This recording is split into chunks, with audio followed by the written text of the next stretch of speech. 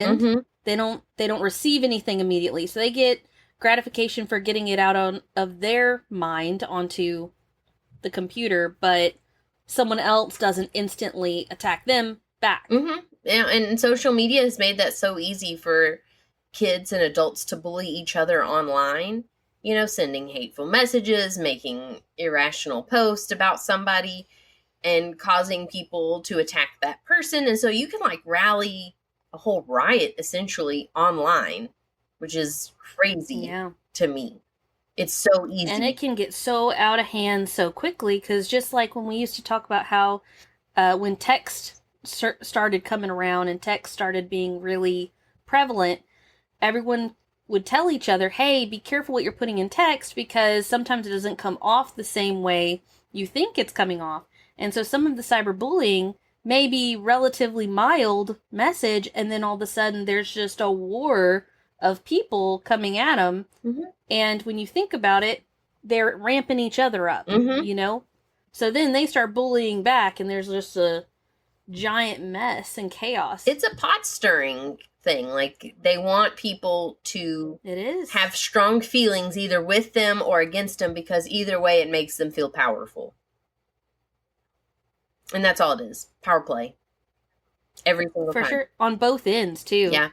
After the cyberbullying, the person that is trying to stand up for someone else, they're Mm-hmm. not saying Karens, but sometimes there's some Karens in there that are using the power. Right? Because I'm all knowing. I know better than you do. Yes. Yes. I know based off of that 10 words on that message. Uh-huh. But for real though, you know, we can joke about it, but you know, it's happening all the time. And the internet makes it anonymous. So you don't really know who's bullying and who's attacking because it essentially you don't have to be an actual person. That's half the reason there's robots asking, "Are you a robot?"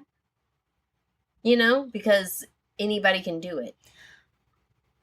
Am I the only one that struggles with that? Like when it says click the bicycle, I never know if I include the human on the bicycle or sometimes there's a little bit of a tire slightly over into another square and I don't know whether or not to do that. I get multiple tests. I don't know if you're great at it and you only get to take it once every time and you're like, oh, this person's an actual person. Not me. They have to prove me a couple of times because I suck at those.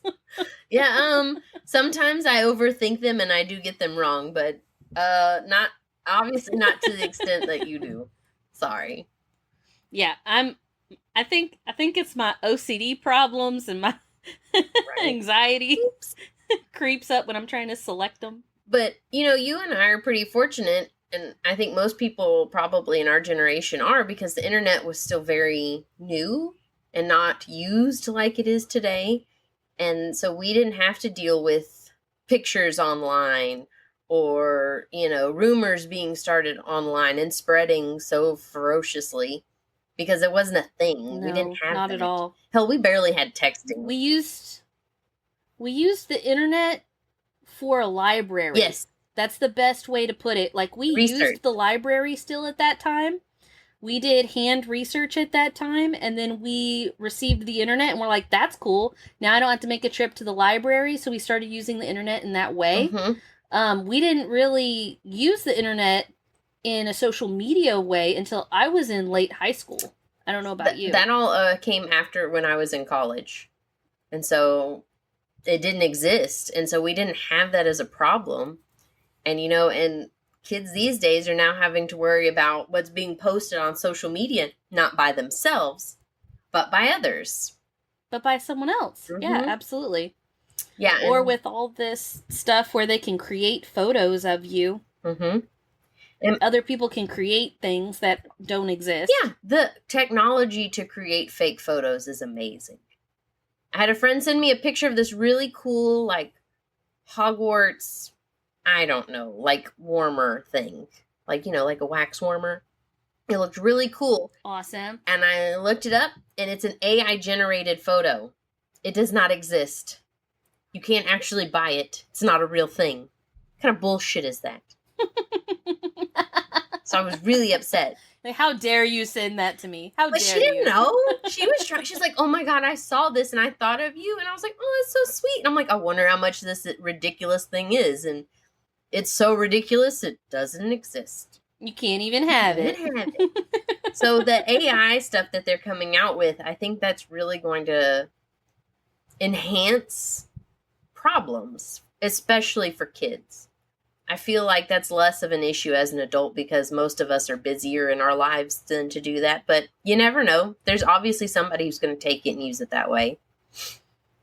That, and most people don't really necessarily care that much about your everyday person. True. Very true. Bullying, has a lot of mental health and physical health issues.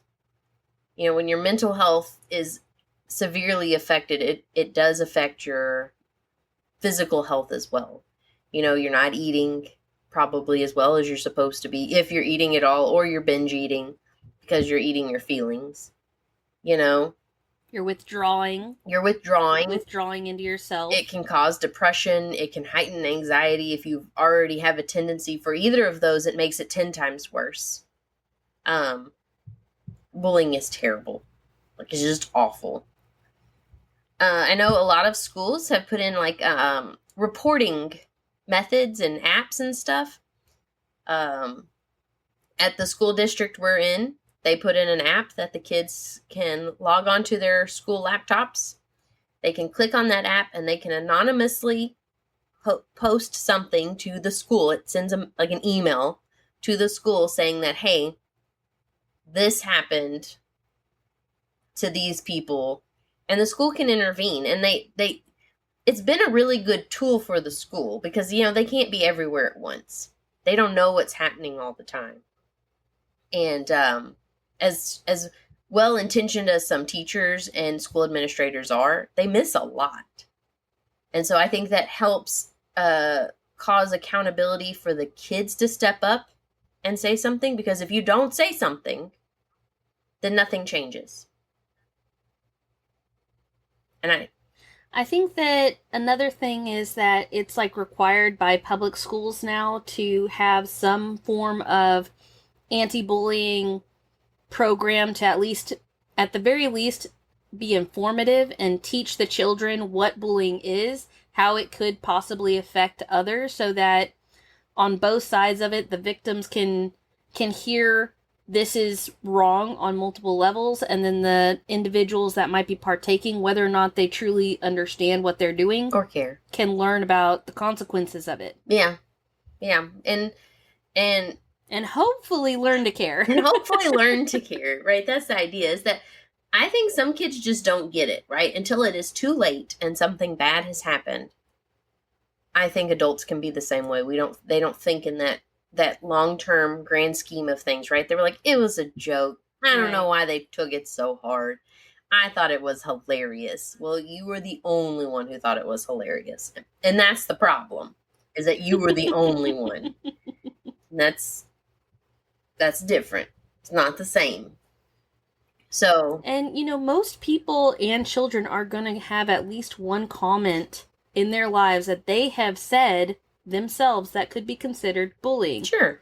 And I think that sometimes people take that away and go, oh, there's only certain people that bully. Mm-hmm. No, your child might be a bully too. Everybody it might have only happened once, but the main thing is that they learn, hey, I feel actually kind of bad that I did that last year to my best friend, and now we're not best friends anymore. Mm-hmm. And they can learn from it. It's the important part. It's got to be a growing process. But, we all have to say something. If nobody says anything, then it doesn't change, right? I tell my kids that all the time. Then nothing happens. If you're upset with how something is being done, you have to tell somebody. And if you've told all the people you can tell, and then you feel like there's nobody else to tell, there's always somebody else to tell. That's when you go to your parents and you're like, hey, I've done all I can do. I'm going to need additional support. And then mom brings in the ammo and the whole war started.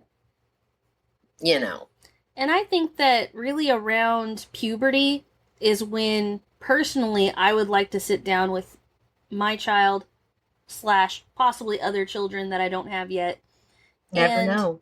Talk to them about bullying so that, you at least open that door to where if they feel like they have been saying things at school to appropriate figures and Mm-hmm. aren't receiving what they feel is appropriate as a result. So if they're talking to a teacher about it and the teacher just said, I'll talk to them, and then they never receive anything, then they Mm-hmm. can, they have that open door to you to at least say, hey, I'm here if you ever do want to talk about something.